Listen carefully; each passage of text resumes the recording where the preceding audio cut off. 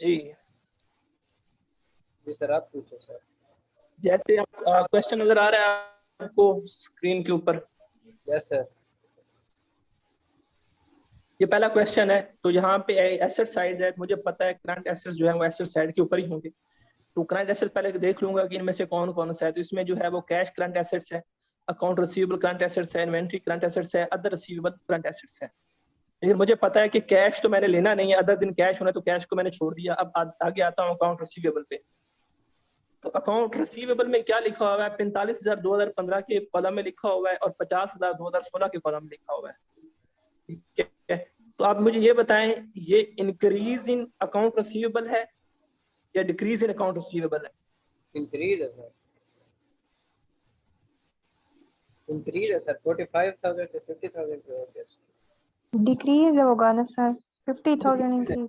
Increase in account receivable है, it means ये क्या है? इंक्रीज इन करंट एसेट्स है। कितने का इंक्रीज है? 5,000 का। 5,000 का।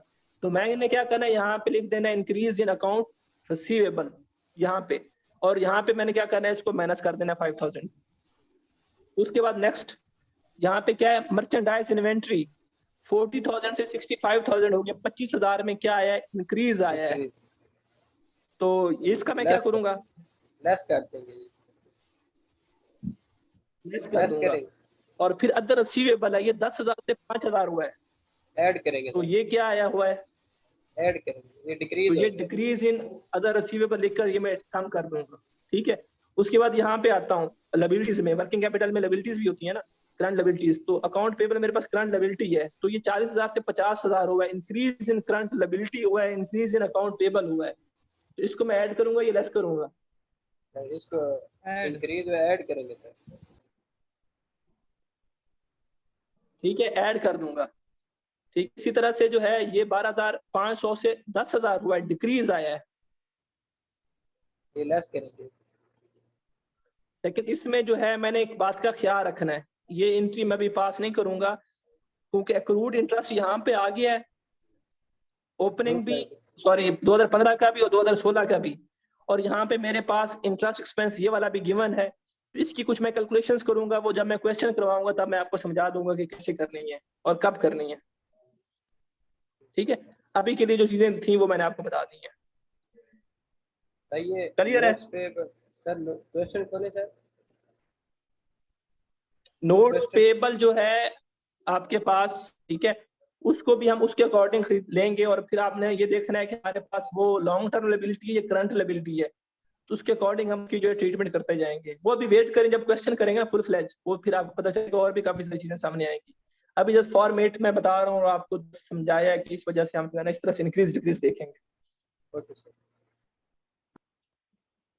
ठीक है, नेक्स्ट मेरे पास जो है वो cash flows from investing activities है। तो एक बात हमेशा याद रखिएगा कि जो भी आपके नॉन करंट एसेट्स होंगे वो सारे कहाँ पे आएंगे, या फिक्स एसेट्स होंगे वो आपके पास जो है cash flows from investing activities में आएंगे। ठीक है, तो यहाँ पे पहले मैं हेडिंग दूंगा cash flows from investing activities. ठीक है, इसको मैं थोड़ा सा हाईलाइट करता हूं। उसके बाद यहाँ पे मैं लिखूंगा मुझे जितनी भी प्रोसीड हो रही होगी, सेल हो रहे होंगे non current assets, sale of all non current assets. Non current assets में लबिल आपके पास जो है लैंड है, फर्नीचर है, बिल्डिंग है, ठीक है, वो सारी चीजें हैं। तो अगर आप उनमें से कुछ सेल कर रहे हैं तो वो आपने लिखनी है, यहाँ पे ऐड करना है। और अगर आप परचेज कर रहे हैं,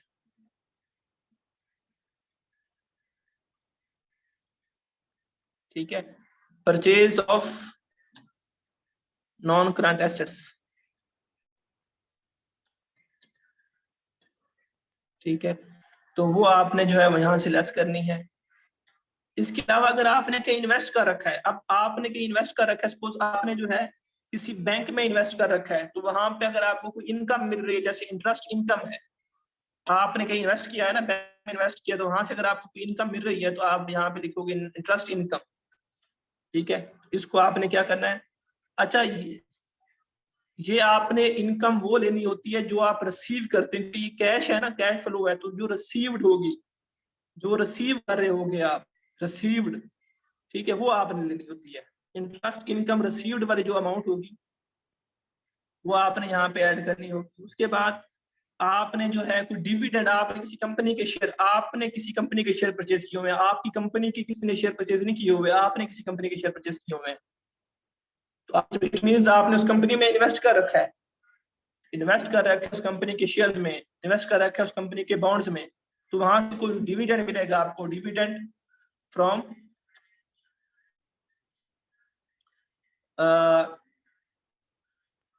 डिविडेंड ऑन शेयर्स रिसीव्ड, जो आप रिसीव करोगे वो वाला, जो होगा वो नहीं, जो रिसीव करोगे वो वाला, उसको भी आप ऐड कर दोगे। ठीक है, बस इसके बाद आप हम बात करते हैं नेक्स्ट हमारे पास, अच्छा ये हमारे पास ऐड माइनस होने के बाद एक फिगर आ जाएगी और वो हम यहाँ पे लिख देंगे, और नाम हम यहाँ पे लिख सकते हैं net cash flow from investing activities. ठीक है, इसके बाद नेक्स्ट हमारे पास जो है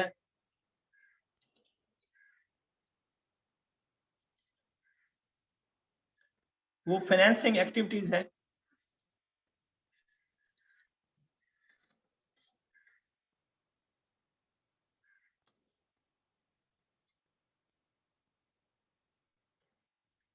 ठीक है, नेक्स्ट हमारे पास जो है बेटा वो फाइनेंसिंग जो है वो एक्टिविटीज है। तो फाइनेंसिंग एक्टिविटीज में क्या होती है कि आपने जो है वो शेयर इशू कर दिए, आपने जो है वो बॉन्ड इशू कर दिए, आपने जो है डिबेंचर इशू कर दिए, कहीं से लोन ले लिया, किसी बैंक से लोन निकलवा लिया आपने। ठीक है, तो ये सारी चीजें क्या होती हैं, ये सारी चीजें आपके पास जो है वो फाइनेंसिंग एक्टिविटी का पार्ट बनती हैं। ठीक है, तो कोई भी इंक्रीज आता है, increase in non current liabilities, ठीक है, तो वो आपने ऐड करना है। डिक्रीज आता है अगर नॉन करंट या लॉन्ग टर्म लायबिलिटीज में, तो वो आपने जो है वो लेस करना है।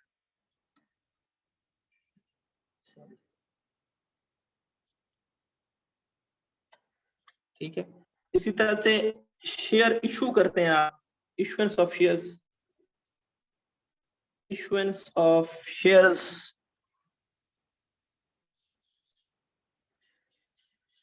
और डिबेंचर्स, बॉन्ड्स, ठीक है, या बॉन्ड्स, तो वो आपने जो है वो ऐड करना है। और अगर ये इशुएंस की जगह पे रिडेम्पशन हो, मतलब कि आप अपने शेयर्स जो है वो कॉल कर लें वापस, या डिबेंचर्स जो है वो आप रिडीम कर लें, तो रिडेम्पशन हो किसी तरह की, तो वो जो है आपने लेस करनी होगी।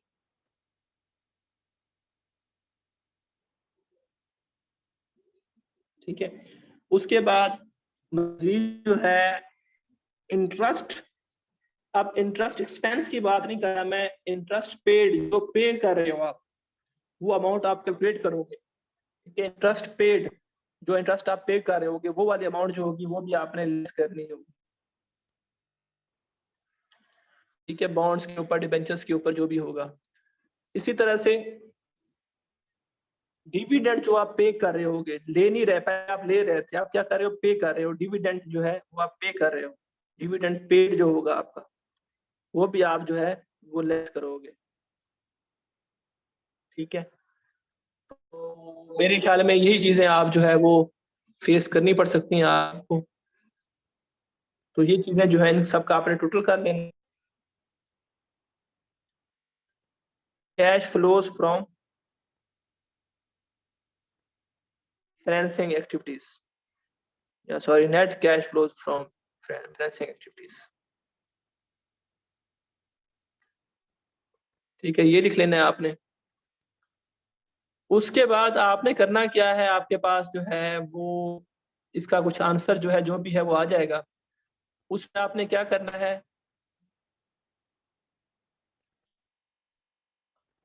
आपके पास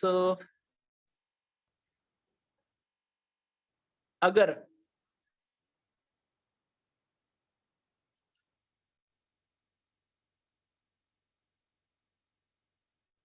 ये फाइनेंसिंग एक्टिविटीज होगी, इन सब का आपने टोटल कर लेना है, सॉरी, इन सब का आपने जो है वो टोटल कर लेना है। ठीक है, और इसको जो है ना आपने क्या देना, लिख देना है यहाँ पे कैश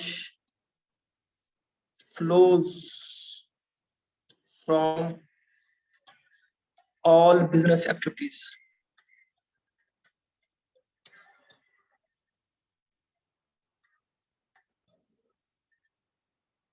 ठीक है, और फिर आपने जो है इसमें ऐड कर देनी है एक चीज। ऐड क्या करना है आपने इसमें जो है, जो आपके पास कैश होगा, ओपनिंग कैश होगा, एट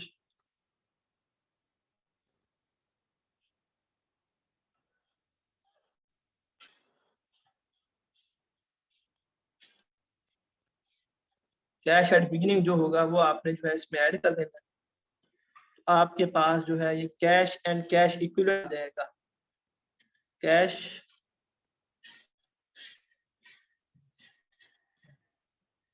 एंड कैश इक्विवेलेंट जो है ना वो आते हैं।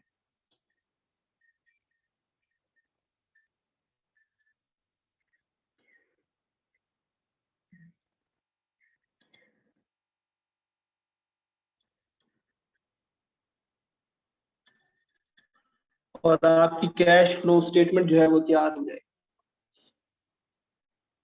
आपकी जो है वो कैश फ्लो स्टेटमेंट जो है वो तैयार हो जाएगी। इसमें जो समझने वाली बात है वो अगेन यही है कि आप क्या करो, आप जो है इन चीज़ों का ख्याल रखो कि आपके पास फाइनेंसिंग एक्टिविटीज़ कौन सी है, ऑपरेटिंग कौन सी है और इन्वेस्टिंग कौन सी है। और दूसरी ये कि आपने एक बात ध्यान में रखनी है, आपने कैश लेना है। क्या लेना है, आपने कैश लेना है, कोई और चीज़ नहीं लेनी। मतलब कि सपोज आप जो है, मैं आपको कह रहा हूँ कि मैंने जो है वो इंटरेस्ट जो है वो इतना इंटरेस्ट इनकम है या इतना इंटरेस्ट एक्सपेंस है या इतना डिविडेंड डिक्लेयर किया है, तो आपको ना इंटरेस्ट इनकम से कंसर्न है ना इंटरेस्ट एक्सपेंस से कंसर्न है। आपको कंसर्न किस चीज से है, आपको कंसर्न ये है कि बस एक्सपेंस तो इतना है लेकिन पे कितना किया है मैंने। तो आपने वो पे वाली जो है ना वैल्यू, पेड वाली जो है ना वैल्यू वो लेनी है, ना कि डिक्लेयर्ड वाली, ना कि एक्सपेंस वाली। ठीक है, तो उस हवाले से हम थोड़ी बहुत लेजर्स वगैरह बनाते हैं। ठीक है, तो वो कैसे बनाते हैं वो हम जब एक आध क्वेश्चन जो है वो प्रैक्टिस में करेंगे, मैं आपके साथ जो है वो करूँगा क्वेश्चन, तो फिर आपको जो है ना उनकी समझ आएगी कि भाई ये जो है हम ऐसे जो है ना कर सकते हैं। फिर आपके कंसेप्ट जो है वो ज्यादा जो है ना वो बेहतर होंगे। तब तक आपने क्या करना है, तब तक जो है आपको ये फॉर्मेट जो है इसको आप याद करो, समझो कि ये ऐड क्यों हो रहा है, लेस क्यों हो रहा है, ऐड कब करना है, लेस कब करना है, कौन सी एक्टिविटी क्यों बन रही है, ये जो है ये इन्वेस्टिंग एक्टिविटी क्यों बन रही है, ये फाइनेंसिंग एक्टिविटी क्यों बन रही है। अगर आप ऐसा करते हो तो आपके लिए ना ये जो है काफी हेल्पफुल होगा पेपर के पॉइंट ऑफ व्यू से। ठीक है, पेपर के पॉइंट ऑफ व्यू से जो है ना ये काफी हेल्पफुल होगा। तो आज की जो डिस्कशन है यहीं पे मैं कंक्लूड करता हूँ। कोई चीज पूछनी है तो बेटा पूछ सकते हैं।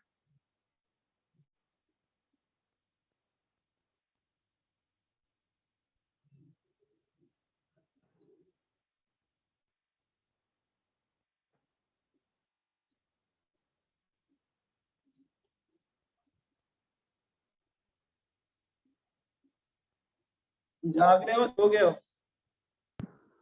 सर टाइमिंग चेंज करते जाग हैं। रहे हैं सर, जाग रहे हैं, जाग रहे हैं।